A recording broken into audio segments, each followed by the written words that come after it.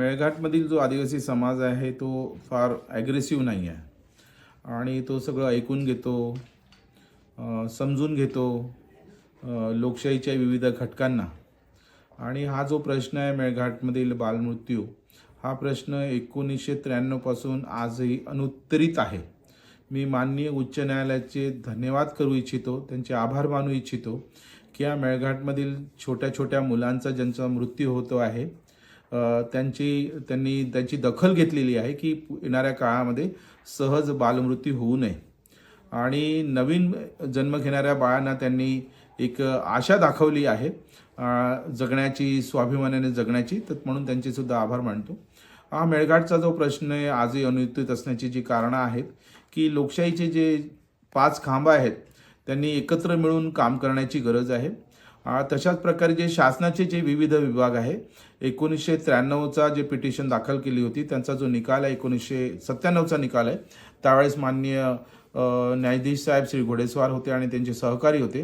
त्यांच्या निकालामध्ये त्यांनी निकाल देत असताना सांगितलं जे 9 विभाग आहेत त्या 9 विभागांनी एकत्रित काम करायचं आहे.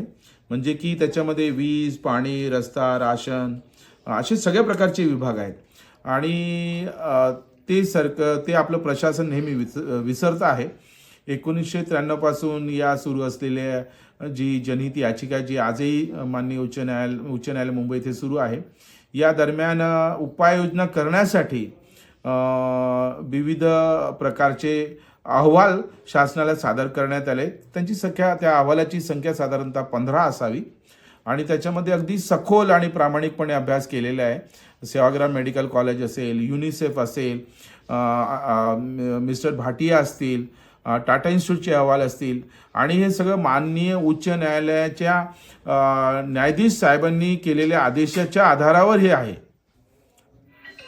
तरी पण त्या अहवालाचं काही कोणी दखल घेतली नाही.